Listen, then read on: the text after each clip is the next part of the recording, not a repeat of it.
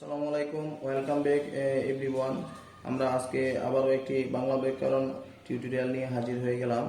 গত পর্বে আমরা আলোচনা করেছিলাম দ্বিরুক্ত শব্দ নিয়ে, সেই ধারাবাহিকতা রক্ষার্থে আজকে আমরা বচন নিয়ে আলোচনা করব। যদিও বচন এবং দ্বিরুক্ত শব্দ এই বিষয়গুলো খুবই সহজ একটি বিষয়, কিন্তু তথাপি এখান থেকে কিন্তু আমাদের পরীক্ষায় মিনিমাম একটা কোশ্চেন আসে, সেই কারণে আমরা এই বিষয়টি স্কিপ করব না। এই বিষয়টি একটু ভালো করে দেখব, অল্প সময়ের মধ্যে এই ভিডিওটি শেষ হয়ে যাবে, আশা করব শেষ পর্যন্ত দেখবেন। তো বচন বিষয়টা হচ্ছে, আপনারা জানেন যে সংখ্যার ধারণা, এর অর্থ হচ্ছে সংখ্যার ধারণা, এবং এটি অবশ্যই একটি পারিভাষিক শব্দ। আমরা পারিভাষিক শব্দ কি সেটা নিয়ে আমাদের শব্দের টিউটোরিয়ালে আলোচনা করেছি ইতিমধ্যেই। আপনারা না দেখে থাকলে বাংলা যে প্লেলিস্ট রয়েছে সেখান থেকে দেখতে পারেন। আর ব্যাকরণের বিশেষ্য ও সর্বনামের সংখ্যার ধারণা প্রকাশকে আমরা বচন বলবো, এবং বচন শুধুমাত্র হবে, আমরা জানি বাংলা ভাষায় যে পদ রয়েছে সেই পদের মধ্যে 5 প্রকার পদের মধ্যে শুধু বিশেষ্য ও সর্বনাম শব্দের পদের বচন শুধু হবে। আর আরেকটি বিষয় হচ্ছে দ্রব্য, গুণ ও ক্রিয়াবাচক বিশেষ্যের কখনো বহু বচন হয় না। আমরা জানি বচন হচ্ছে 2 প্রকার, এক বচন ও বহু বচন। এগুলো আমাদের সিম্পল বিষয়, এগুলো নিয়ে আমরা আলোচনা করব না। তো এখন আমরা দেখব যে এক বচনবাচক শব্দ এবং বহু বচনবাচক কিছু শব্দ রয়েছে, সেইগুলো এবং সেইগুলো কিভাবে আমরা প্র্যাকটিক্যাল ব্যবহারটা করব সেই জিনিসটা।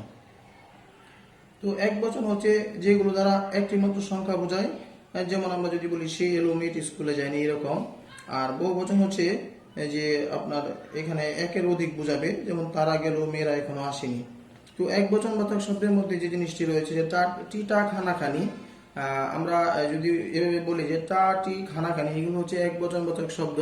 কোনো শব্দের শেষে যদি এই জিনিসগুলো থাকে তাহলে আমরা ধরে নেব সেটা এক বচনবাচক শব্দ। আবার বহু বচনবাচক শব্দ রয়েছে, যেমন রা, এরা, গোলাগুলি, গুলু, দিক, দের প্রভৃতি, এগুলো যুক্ত হয়। আর একটা বিষয় হচ্ছে সব, সকল, সমুদয়, কুল, বিন্দু, বর্গ, নিচয়, রাজি, রাশি, পাল, দাম, নিকর, মালা, আবুলি প্রভৃতি হচ্ছে সমষ্টিবোধক শব্দে ব্যবহৃত হবে।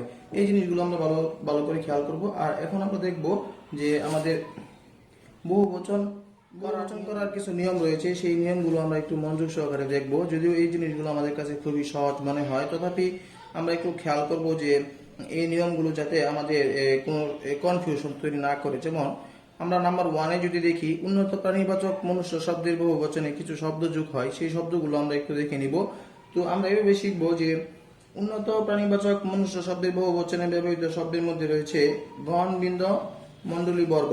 গণ, বিন্দ, মণ্ডলী, বর্গ।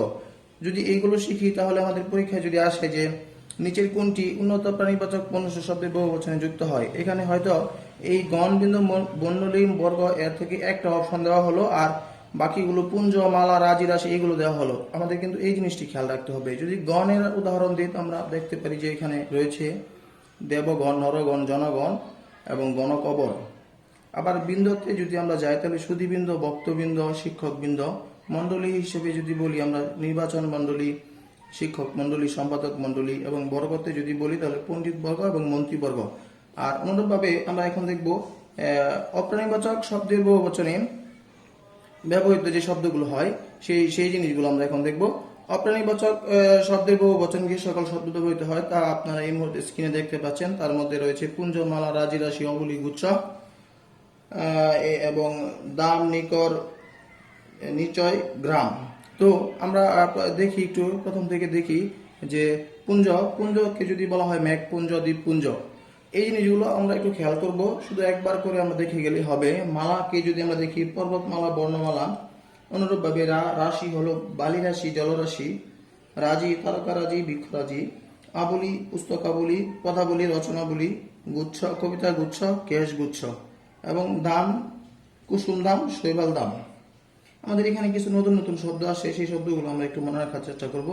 নিকর, কমল নিকর, নিচয়, কুসুম নিচয়, গ্রাম, গুণগ্রাম, এরকম থাকতে পারে গণ্ডগ্রাম। এগুলো কিন্তু অপ্রাণীবাচক শব্দের বহু বচন ব্যবহৃত হয়, এই জিনিসটি আমরা মাথায় রাখবো। এখন আমরা চলে যাবো 3 নম্বর নিয়ম। এই অংশে আমরা যে নিয়মগুলো দেখবো সেই নিয়মগুলো আমাদের জন্য খুব খুব বেশি গুরুত্বপূর্ণ। আমরা খুব মনোযোগ সহকারে দেখার চেষ্টা করব যে রা, 3 নম্বর নিয়মে রয়েছে রা।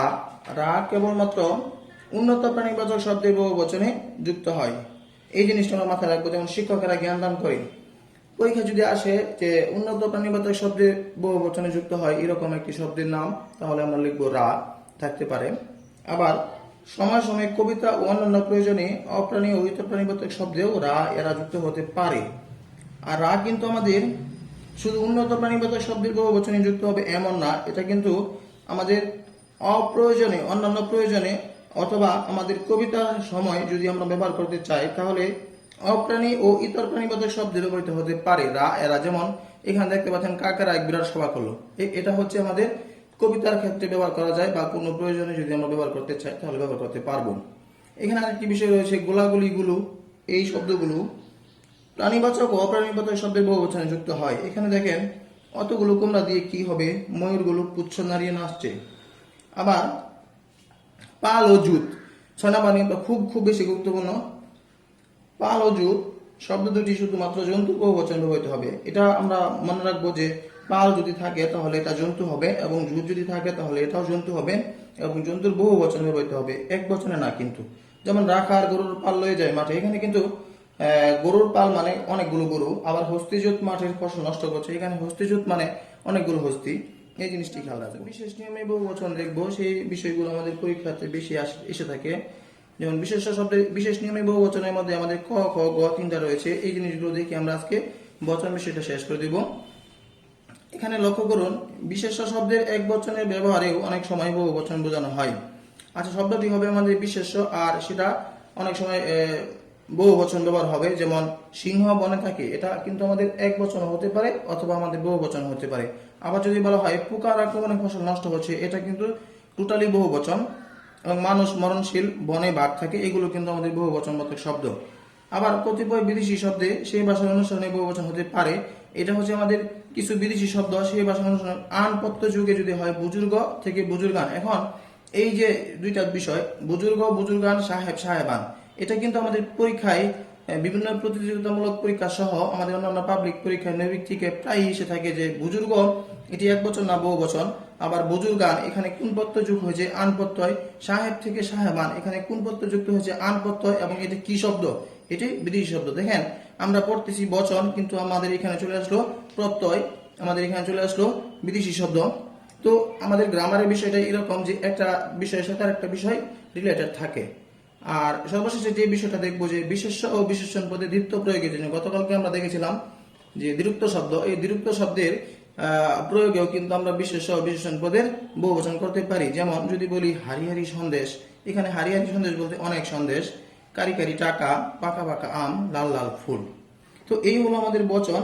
আমরা আমাদের এরপরে রয়েছে আমাদের সংখ্যাবাচক শব্দ। সংখ্যাবাচক শব্দে আসলে ভিডিও করার মতো তেমন কিছু নাই।